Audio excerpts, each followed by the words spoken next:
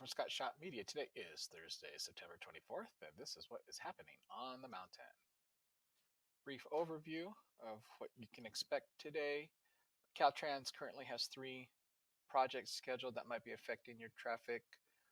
One of them today and 2 of them overnight. And of course, State Route 38 remains closed due to fire activity.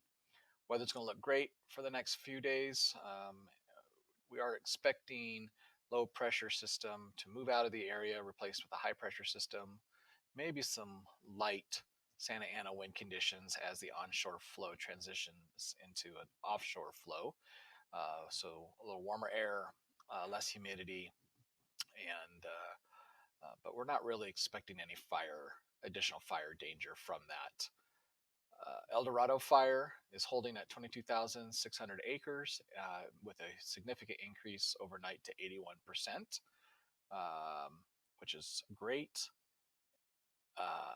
5 crimes have been reported across the mountain in the past 48 hours. Currently, Southern California Edison has 1 scheduled power outage affecting 18 customers.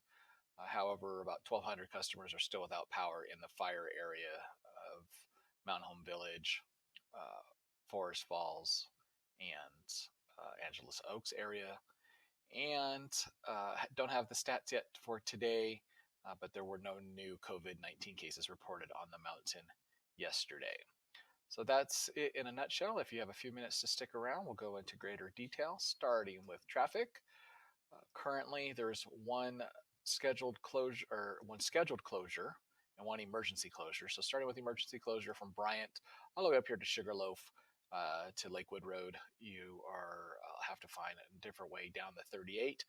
For residents of Forest Falls and Mount Home Village, you'll have to show ID to come up past Bryant on the 38.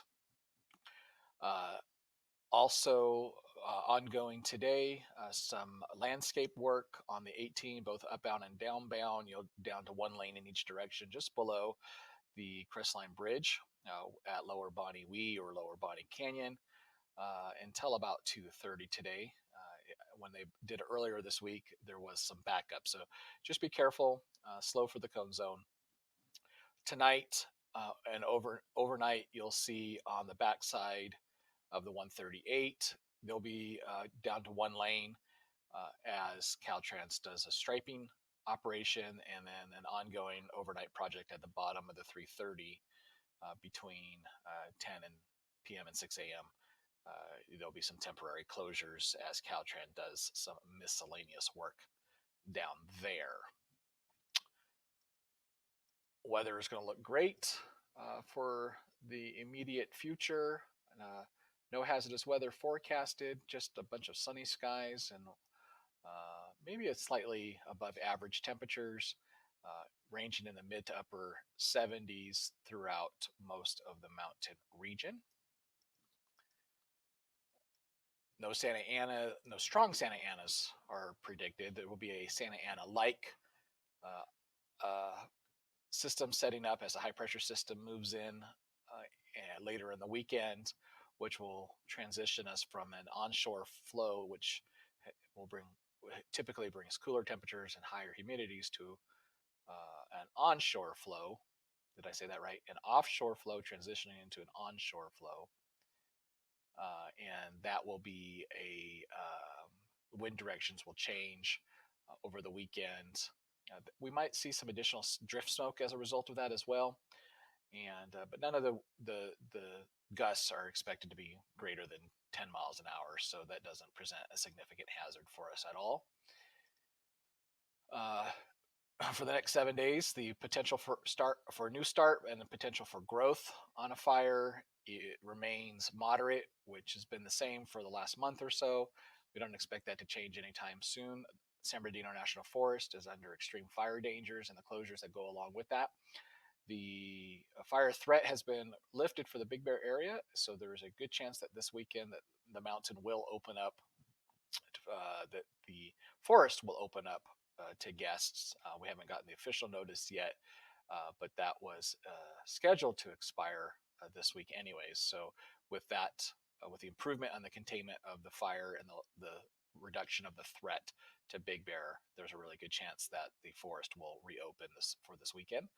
And then, of course, our long-term forecast for fires remains slightly above average, which is normal for this time of year. Only one fire reported recently on the mountaintop. There was a small little smoldering fire last night over here in the Lake Arrowhead area. It was I suspect somebody flicked a cigarette off the back deck, and it was a little smoldering fire. There was really no threat, didn't do anything.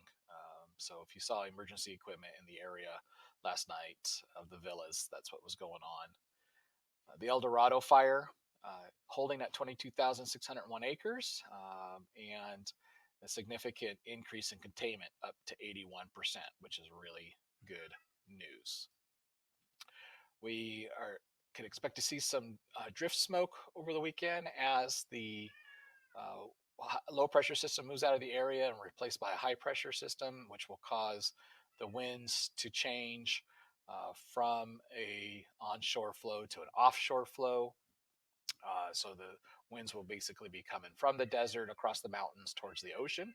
And with that, we can expect to see the drift smoke from those Central California fires, largest single fire in California history, currently burning up in the Fresno area by Yosemite. We have moderate air quality right now. We can expect that air quality to be unhealthy, and that might be the standard for the next few days. 5 crimes reported across the mountain in the past 48 hours or so. In Crestline, there was a simple assault over here on Lake Drive. In Lake Arrowhead, there was a commercial burglary on Lake's Edge. Also, commercial burglary in Big Bear City.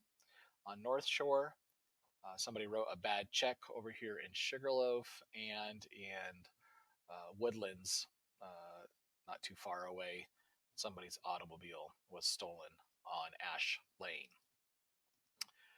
One scheduled power outage, currently affecting 18 customers in Twin Peaks. As Edison crews work to upgrade their distribution equipment, the power is expected to be restored by 4:30.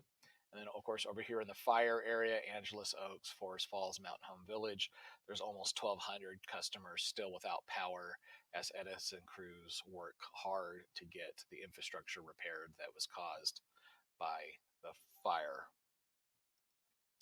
That's all that I have for you today. As soon as I get the COVID-19 updates from the county, I will do that in a separate post. But feel free to send me an email, scott@scottshawmedia.